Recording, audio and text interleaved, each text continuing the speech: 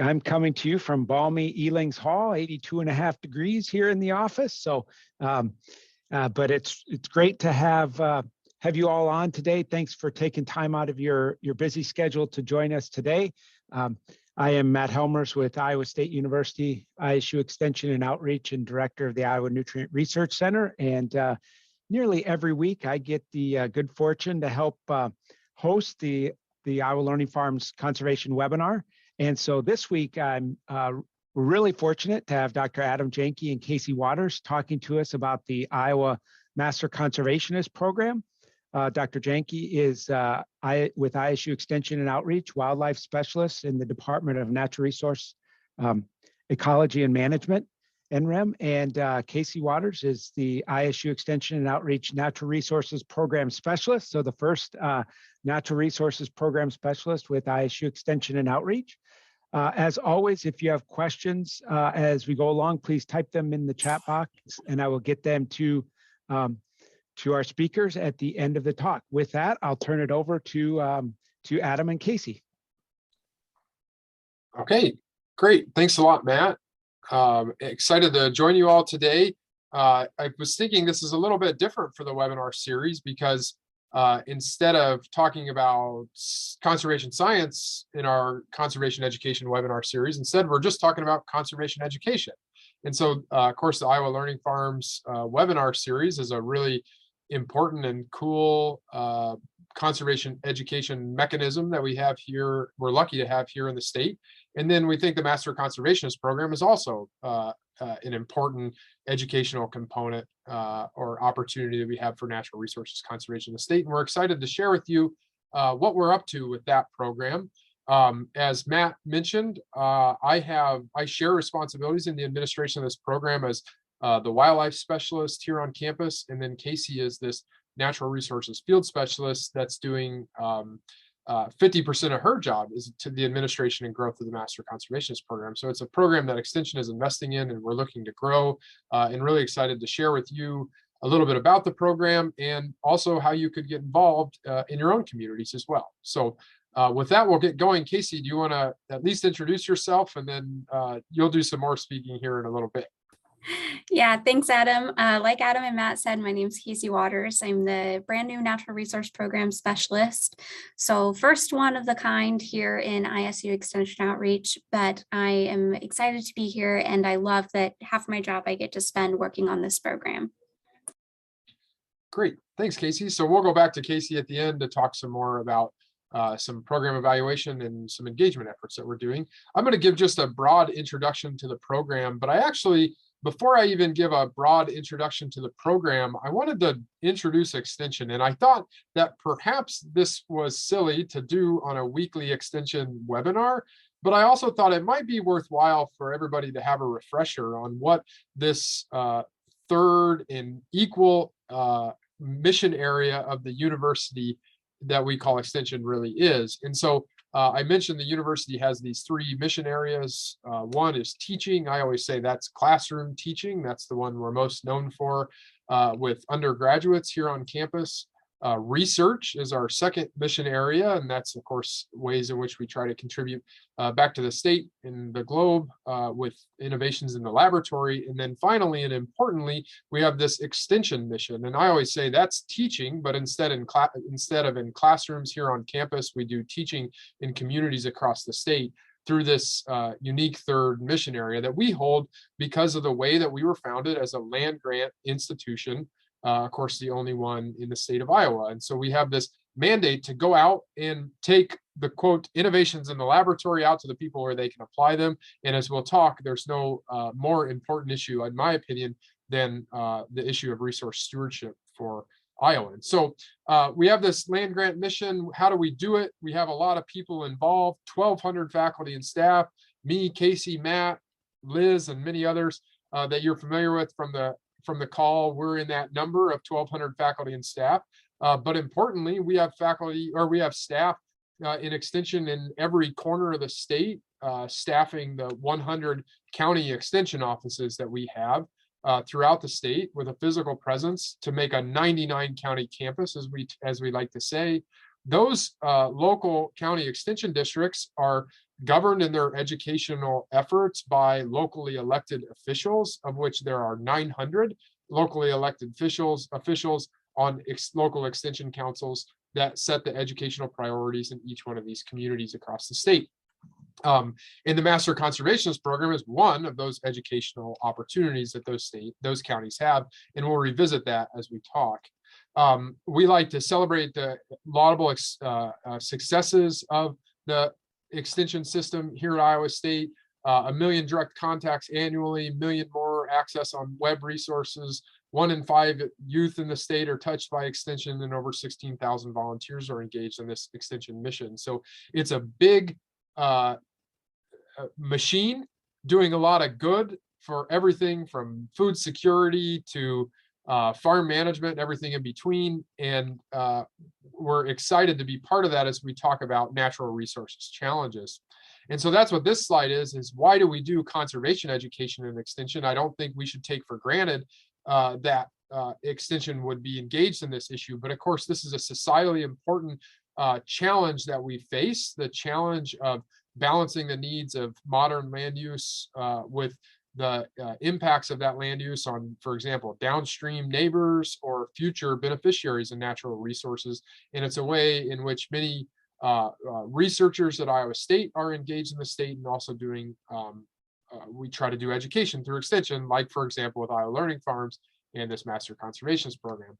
I think this diffuse nature of extension meets the unique challenges of a state like Iowa, where we have 97% private land ownership across the state. So we have literally hundreds of thousands of individuals making decisions about our land every day, and they need to be informed in those decisions so as to steward the resources that we have, like water, wildlife, timber resources, healthy soils, clean air, and other matters. And so that's how it is that we arrive at the important role for extension to play in resource stewardship in the state.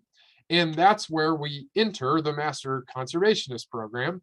And it's been here for a long time, actually. The Master Conservationist Program in name, it dates back to the early 1990s, actually. This program was piloted here first in Story County in the 1990s as an attempt to partner local county conservation boards with local county extension educators to talk about issues of water stewardship or wildlife conservation or even waste reduction in its original form. And so this is the old logo for the Master Conservationist Program. And you'll notice that the subtitle of the class, Planting the Seeds of Conservation in Iowa, is something that we've retained actually in the modern implementation of this curriculum. What I have pictured there below are just a couple of pictures that I inherited from the old implementation of this program. In the inset, or the picture there on the top right, was a series of articles that were the basis of instruction in the Master Conservationist Program in the 90s and early 2000s. And so this was implemented throughout the state, and people would come together and read these article series and then talk about certain issues like wildlife, water quality, landforms and geology and soils, forest stewardship, and other topics, and then theoretically go out in their community and make a big difference. That program, though, had more or less by 2016 sort of been taken off the books. It wasn't formally taken off the books, but it wasn't being implemented anymore. And in 2016, extension administrators decided that they wanted to try to bring the extension or the Master Conservationist Program back and sort of reimagine the instructional model to meet some of the modern challenges and opportunities that we have in both conservation and conservation education, and also some of the creative instructional approaches that, for example, the internet makes possible. And so that's where we have the modern implementation of the Master Conservationist Program that Kaycie and I are going to talk about the rest of the presentation today.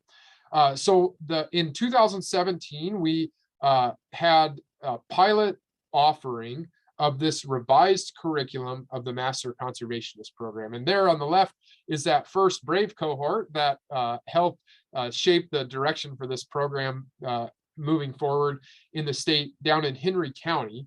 And then you can see on the right there a chart of the annual number of graduates, or the cumulative number of graduates that we've had in the Master Conservationist program ever since.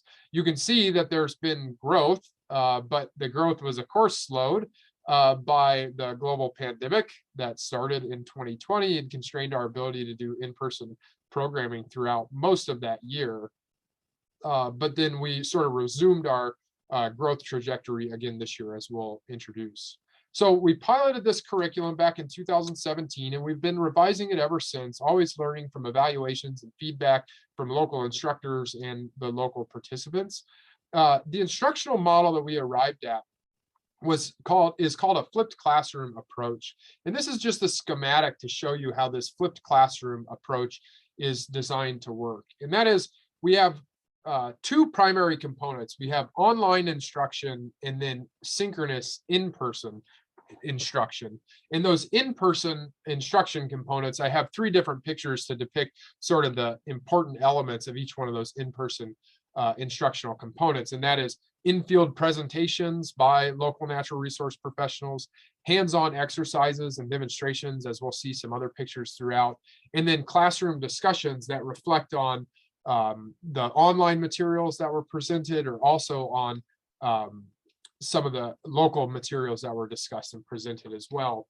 And so these online and in-person lessons are structured through a series of modules that take learners through a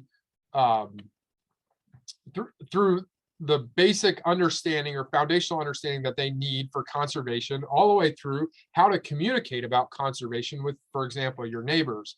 And so this is how the program builds on each one of those instructional modules that have both an online component taught by university educators from here on campus through recorded lectures and supplemental readings and resources, and then an in-person component where local natural resource professionals take the learners out into nature, where natural resources education really belongs, and immerse them in natural resources issues related to each one of the module topics. And so I'm going to work through each one of these 4 modules. You'll see 6 different slides because module 2 breaks down into Iowa's 3 major ecosystems. And I'm going to work through those to introduce to you how it is that the curriculum is implemented across the state. So in module 1, we call it Setting the Stage, Land, Water, and Conservation in Iowa. And here we actually have 2 disparate topics that are presented in the same module. The first topic is just, what is conservation? What do we mean when we say conservation, and why does it matter to people in communities? Among other things, we talk about the importance of a land ethic and having ethical and moral responsibilities towards land stewardship, which of course was famously articulated by Iowa native Aldo Leopold. And we assign all of the learners in the online component to read that famous essay called The Land Ethic in a copy of a Sand County Almanac that we give out on the first night of the class. And then the other component of the first module is to understand the template landscape that we find in Iowa. And I always say, for this module, we want you to think about, why is there exposed bedrock in some places? Or why are there hills in some places and flat fields in others? Why do rivers flow where they do? Or why are there giant boulders in some portions of northern Iowa? And other questions about Iowa's landforms. And so we have a lesson about geomorphology, or the formation of the land in soils. And then the in-person instruction focuses mostly on discussions about conservation and what it means to people, and also landforms and geology. Like you see here, this is that Henry County class in 2017, admiring the exposed bedrock in this road cut, and understanding how it is that that bedrock was formed and why we find it in that certain landscape. The next module is called Module 2, and that explores the 3 major ecosystems of the state. And so we learn about prairies, forests, and aquatic environments in succession. They aren't necessarily, the local organizers decide what order to present them in, but we want to understand the foundations of each of Iowa's major ecosystems. So for example, in prairie, we learn about different types of prairie found in the state, and then the local instruction takes people out to learn about prairie management practices like prescribed fire or grazing, the challenges that we have in prairie management as well. The same logic applies to the forest ecosystems, where we learn about the importance of forest management, forestry in the state, and also some of the challenges presented, like, for example, by the lack of active management or by invasive species. And then the third submodule of Module 2 is understanding Iowa's aquatic ecosystems. So we learn about rivers and streams and lakes and wetlands and ponds and all the different types of aquatic ecosystems and life that are dependent on them. And then we go out hands-on to learn about those aquatic ecosystems.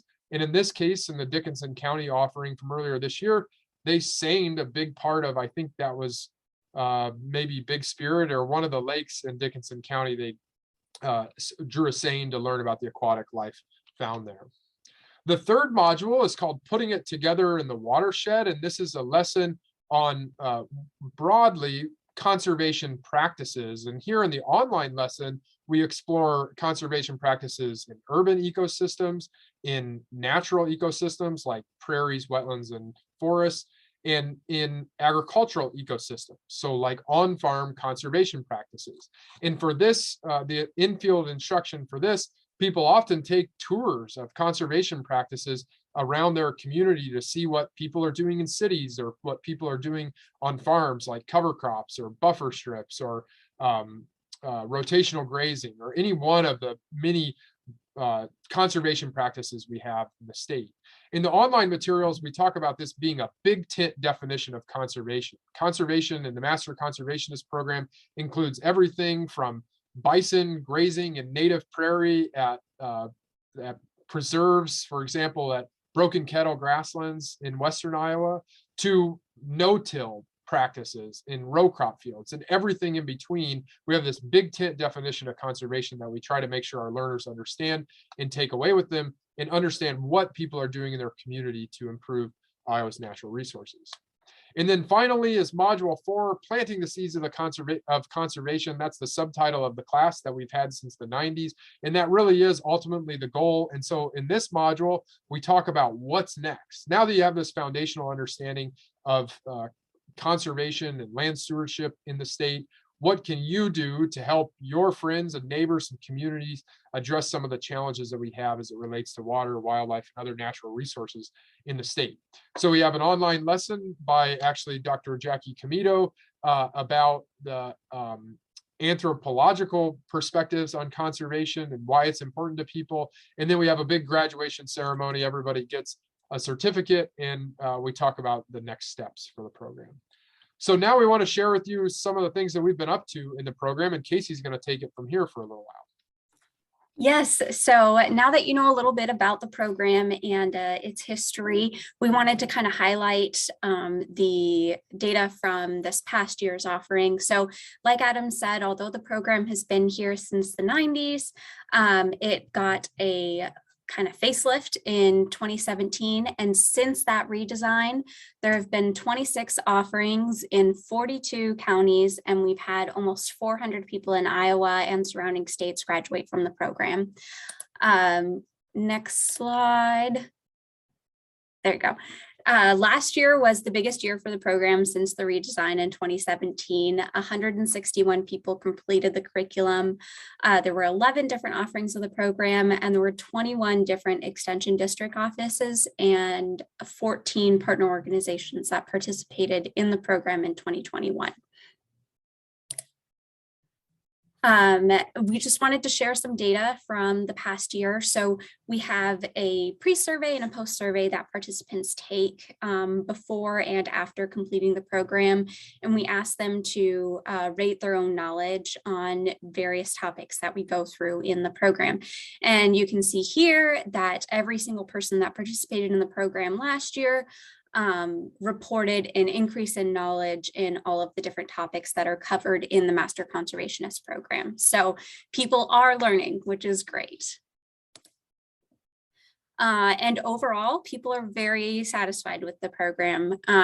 Everyone that has completed the program has said that they're satisfied with all the different aspects of the program. And we also ask if they would recommend the program to friends or family, and most of the people do. So overall, it's been going really well, and we want to continue on this growth trajectory.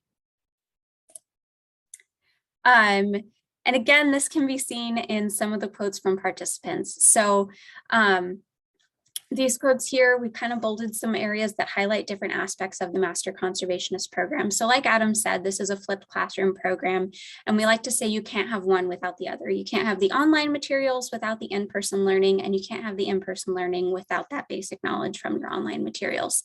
So this person in Polk County said, you know, they have a improved general knowledge of conservation practices in the state. That's something that we kind of have associated with the online lectures that people watch and the readings that they participate in. And then they get to go out in person and see and learn about the various places that they've learned about in the online lectures. So they get to go out in their local community and see on the ground what conservation looks like.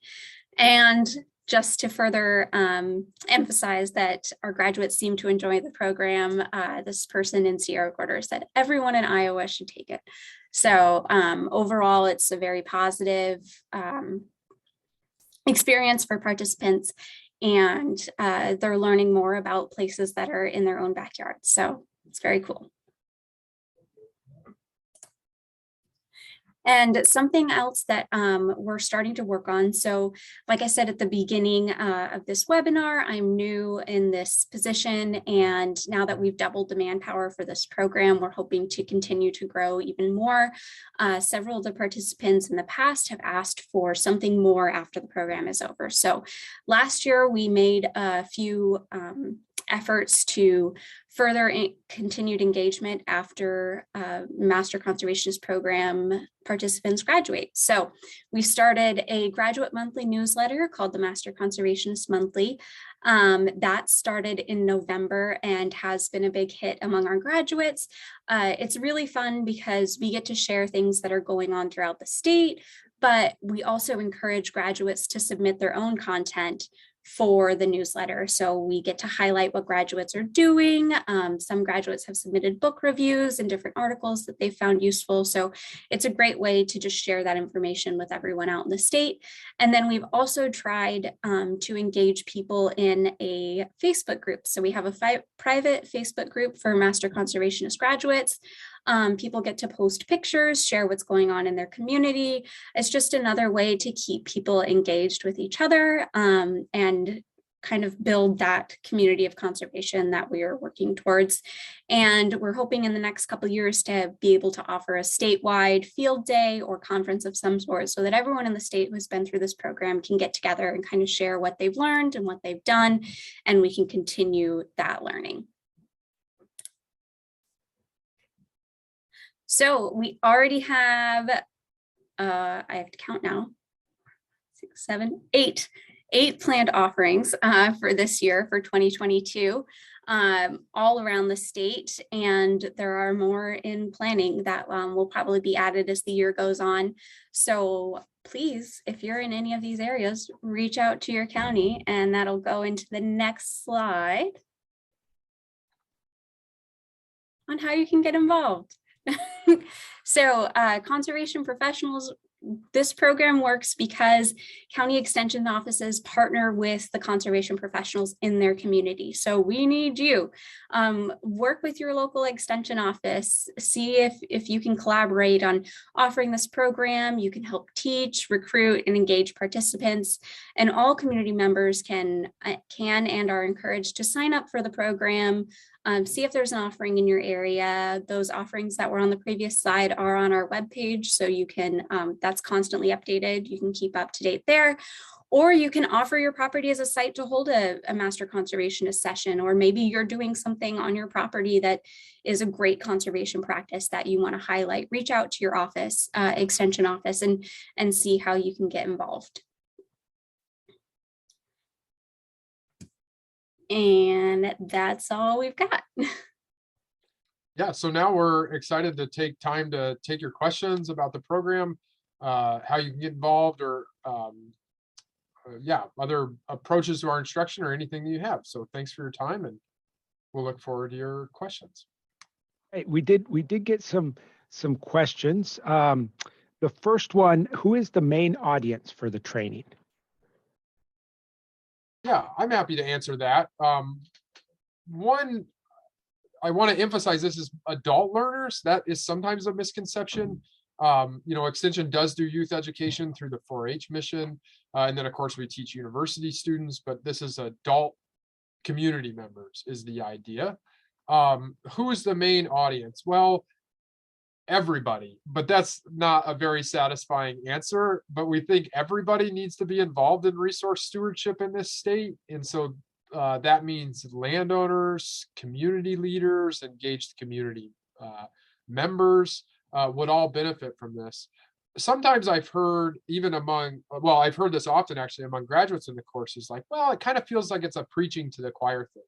And early on in the genesis of this course, because we do have a lot of people that are really interested in conservation enroll in the course.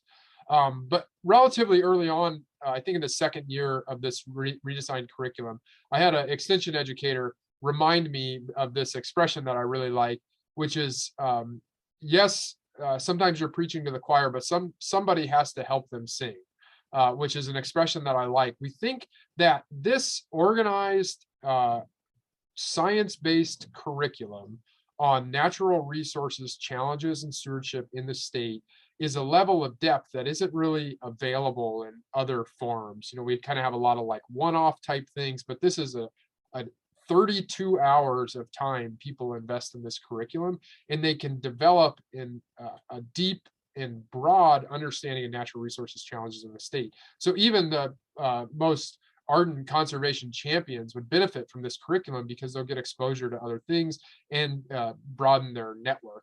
And then otherwise, anybody and everybody, because everybody has a role to play in our big tent definition of conservation. No matter if you live in a downtown Des Moines apartment or a large farmstead in north central Iowa, everybody has an important role to play in resource stewardship in Iowa.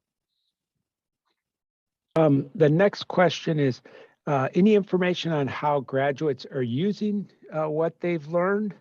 And is there an expectation that they use it in some way? I can take a stab at that. So there is no formal expectation. It's not like I believe the Master Gardener program has required volunteer hours afterwards. We don't have any required use or volunteer that participants have to do after they've completed the program. But we've been able to, in that post survey, we collect information on if they plan on using any of the conservation tools that they've learned on their property and how many acres that they would affect. So we have a general idea of the acres being affected by people that have participated in the program. And then that Facebook group has been a really fun way to see what people are doing in their own homes. Someone posted a few weeks ago about how they were teaching their cousin about cover crops to start that on his farm. There was another person who's changing half their yard into a prairie habitat and was sharing how they're doing that. So no formal required actions are necessary after the program, but people are using the information that they learn, and it's been really fun to see how they're doing that. Okay. Oh, yeah. The next one, is there a plan for any kind of continuing education component like the Master Gardener program? I could just take that in rotation here, Kaycie. So it, not formally, but Kaycie mentioned those additional engagement efforts that we're starting to ramp up. Kaycie's position and then associated leadership in the program just started in October. And so it's kind of like our big growth area right now. We have this newsletter, which is an idea for continuing education where we can stay engaged with the graduates and put resources in front of them. And then we're also soliciting content from the graduates themselves to sort of celebrate the cool things that they're doing in their communities across the state. And then long-term, we hope to see that sort of community engagement, community projects. Like the dream would be, like this roadside cleanup brought to you by Polk County Master Conservationist graduates or something like that. But it's not going to be I don't think it will ever become a volunteer-based organization like Master Gardeners. And one of the reasons for that is that we find that those heavy volunteer mandates do constrain the pool of potential people that could be engaged in the curriculum to people with basically more time availability. And we do find among our graduates, particularly our younger graduates, that they appreciate that aspect, that it's an intensive curriculum. It takes a lot of time to take the course, but there aren't these additional sort of volunteer mandates or continuing education mandates that would be a big draw on their time. And we think it's a way to engage a more diverse cross-section of the community in this curriculum. We go out of our way to remind graduates of the program, though, that the absence of a volunteer mandate or a continuing education mandate does not mean that you should not volunteer or not continue to be educated. And we really hope that we equip people with the skills and the network to be able to do that. Okay, just before you get to some of your questions, Adam, there are a couple quick ones here, I think. How do you sign up, and who should have landowner contact for opening property to the program? Okay, good questions. How do you sign up would be to find a local offering in your community. You can go to our website, which maybe Kaycie will type that in the chat. I'll put that in the box right now. I saw you heading towards your keyboard. So we'll put our website in there. You can find planned offerings there. If you don't see your county on that list, then you could reach out to your county extension office, and ask them when they do plan to offer the Master Conservationist program, or look into offering one or attending one in a neighboring county. The second part of the question is, how do you open your land to instruction for Master Conservationists? That's a great question and an idea. And that would be another thing where you could reach out to the local county county extension office and invite them to use your property for some of the instruction. We spend a lot of time on public lands in this instruction, just because that's what a lot of people know and have access to. But some of the, I think, coolest instruction that goes on in the program are times when people visit private farms and learn about what private people in the community are doing for water, wildlife, timber, and other natural resources. So it's really exciting when people get to visit those private farms. Matt, should I tackle a couple of questions I have? Yeah. Okay. Yep, so, that sounds great. Let's see. There's a couple of questions about time commitment, online versus in person and things like that. The total time commitment we estimate is like 31 hours. We estimate it's 2 hours per online module, and there's 6 online lessons or 6 online modules. So about 12 hours of time between watching lectures from those university educators and reviewing the materials that we put in the required stuff. And then we have curated resources on each topic that you could spend, a lifetime exploring. That's our goal, is to put all that stuff in one place for our learners. And then the in-person sessions are generally about 3 hours. And that's that mixture of in-person presentations by natural resources professionals, hands-on experiences like this picture here, and those in-classroom discussions. So 2 to 3 hours for each one of the in-person sessions. And then we normally have an orientation session for the course. So normally by the end of it, it's about a 30-hour proposition. There's a lot of flexibility in the way this is implemented around the state, because those local county extension districts that I started the talking about are the ones making these decisions about what works best for their community and what works best for their learners. And so some counties offer this, say, 7 weeks in a row. They have an orientation session and then do the 6 modules all in rapid succession. Some of them do, say, 7 meetings over the entire growing season. They start in April and they end in September, say, meeting about once a month. And then there's other variations that we have. Some people combine some modules into like a big 6-hour field day. And so they end up meeting fewer times overall, like 4 to 5. It just kind of depends on what the local organizing committee with county conservation and other natural resource professionals and the extension educators decide works best for them. So there's not a single statewide answer, but that's sort of the general sidebars. Go ahead, Kaycie. Yeah, I do want to emphasize too, I'm not sure if we emphasize this enough, that this program is really unique in that at the statewide level, we try to provide all the resources and materials. Those online lectures are from professors here on campus. Those assigned readings are things that research professors have looked into and felt useful. But the magic of this program is that it is adaptable for the county that is offering, the county or region that's offering the program. So it really is unique to the different areas. And the county extension offices are really the ones who get to take ownership of the program and do it, put it into place. So they're really your best contact to reach out as far as involvement and everything. Yep, and that actually answers another question that I had in my chat, which was, what if it's not scheduled in my county? Would be reach out to your local extension office and encourage them to do so. And we'd love to help with that as well. There's a question about costs. That's also set at each county. There's some internal, like we have like an internal price, but we don't really, that's not really apparent to the learners. It can cost anything from a little over $100 to, I think some counties have had it as low as like 25. And the reason they do that is sometimes they get sponsors to lower the expense, sponsors, or they use their programming budget. And so that's also set locally. There's a real value proposition. Oftentimes there's good food at each one of these meetings too. So like, 7 meetings and a bunch of meals, and you get a free book and a water bottle and a notebook and like all this stuff. And you get all this like not one-on-one, but really intimate instruction with local conservation professionals. We think it's a real bargain the way it's offered throughout the state.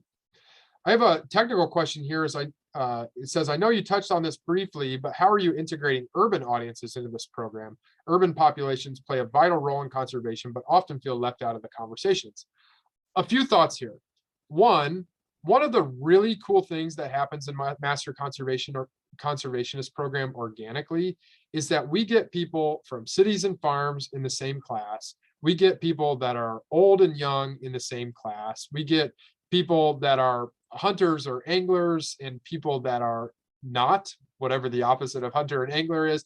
Everybody together, we really find there's so many people that are invested in conservation across the state that we get this really fascinating and exciting cross-section of society together in the same space to learn together and learn from one another. And that's something that's kind of hard to replicate and also to quantify. But when you go to these classes and see that sort of intergenerational learning, that cross-cultural communication and learning, there's some really neat things going on there. Part of that is this urban business. And a couple of thoughts on that. One, some of the more urban counties actually focus mostly on urban conservation practices. And you could conceivably offer this entire curriculum and explore urban prairies and urban wetlands and urban forests and urban conservation practices like bioswales and green roofs and permeable pavers and like all this stuff. You could do all this just inside of a city. And we've seen a little bit of that experimentation. And then you could also do this thing where you go to the city and go out to the farms around the city and things like that. So we sort of see all those different manifestations in instruction. In the online materials, we go out of our way to emphasize that cities play a big role, farmers play a big role, natural resource areas like wildlife areas or wildlife refuge play a big role, and everything in between. That's that notion of the conservation continuum that I mentioned that we really emphasize in the curriculum. So we hope that our learners, if they don't get it from the in-person thing, if all the in-person instruction say happens on farms, we hope at least that the online instruction illustrates to them how important urban areas are as well. Hey, Adam, there are a couple questions here. I think maybe just a comment. I think you said if your county doesn't offer it, you can sign up in a different county. Mm-hmm. Yes. Okay. Yeah, and we see that a lot. And then is there something like this in other states, and if not, do you have plans to expand it beyond the state of Iowa? Um, yes, and well, yes to the first question. The second question is, I don't know. I mean, we've consulted with other states, with like our mandate, of course, Iowa State University Extension and Outreach, like our mandate is helping 3.1 million people in their lives. And so that's what we're up to. And that's kind of where we do tend to focus. You will find a lot of states have programs called Master Naturalist. Some are like really remarkable, like Texas Master Naturalist is like this huge thing. Minnesota Master Naturalist, Mississippi Master Naturalist. There's some really neat Master Naturalist programs and some interesting scholarship written on like their, implementation and how it helps people grow and learn. We intentionally don't, well, there's actually an Iowa Master Naturalist program too. It's pretty small and just a private group over by Iowa City. We intentionally call this the Master Conservationist program because we have like a very applied approach to ours. And I think that's an appropriate role for extension. We don't just talk about, for example, nature interpretation things like this plant or that, or this animal or that, or this track or whatever, like sort of nature interpretation things. We really talk about the applications of ecological principles to solve challenges related to natural resources. So we talk about forest, prairies, and aquatic ecosystems. A naturalist may just stop there, may just say like, oh, let's admire plant diversity in a prairie, which is really important. And we do that in module 2. But in the Master Conservationist curriculum, we say, let's admire prairie plant diversity and biodiversity, and then let's look to our farms where we have challenges related to, for example, soil erosion or nitrate losses to subsurface drainage, and think about ways that we could apply what we know about prairie ecosystems to solve some of those challenges in agricultural landscapes or in urban landscapes. And I think that's what conservation is. That's like applying ecological thinking that a naturalist may just stop at the ecological thinking, and a conservationist applies it to solve these societal challenges that we face. And so I really like that Iowa has always focused on this conservation frame. I don't know of other states that have that really applied conservation focus in their programs, but that I don't want to like downplay the novelty importance of programs like Master Naturalist that we do see across the country. And like Adam said, our goal here is to serve people in the state of Iowa. So while we haven't, reached out to other states to get this going, we have had participants from neighboring states come to Iowa to participate in the program. So even if you're out of state, if you want to come in and take the program, we have had people, I believe, from Nebraska, Illinois, Minnesota come in and take it. So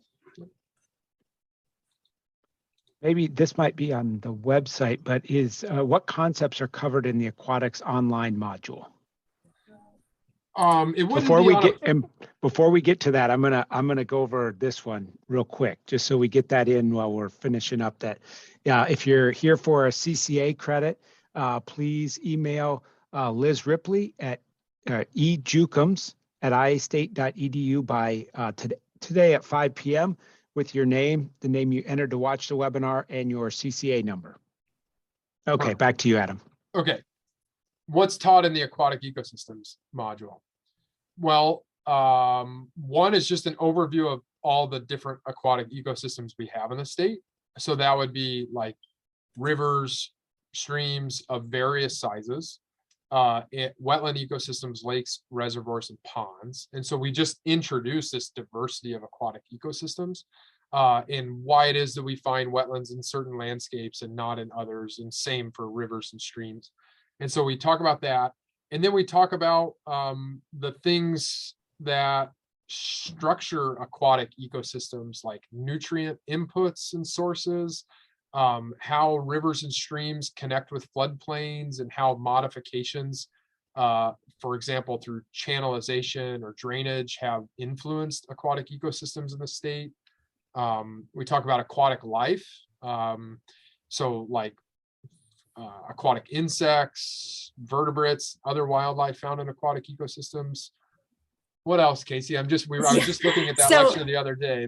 I know. I actually, and just to again, these online resources, you won't have access to them until you register for the program, but then once you've taken the program, you can come back to them whenever you want to. So that's also really nice if you want to rewatch a lecture. But I have the aquatics module open right now on my computer here. And for each module, you'll have kind of the objectives for that module. So for aquatics, participants should be able to understand the distribution, structure, function of Iowa's streams, rivers, and wetlands, identify how natural factors and artificial modifications affect integrity of aquatic ecosystems throughout the state, and be familiar with stressors on aquatic ecosystems and how they impact organisms found in aquatic environments. Thank you. So that Dr. Tom Eisenhardt teaches that lecture. He's a professor here in our department at Iowa State. And then we also have some supplemental resources for people to learn about aquatic ecosystems. And that is replicated in prairies and forests as well. Yes. I think that's pretty much all the questions I have, Adam and Okay. Kaycie.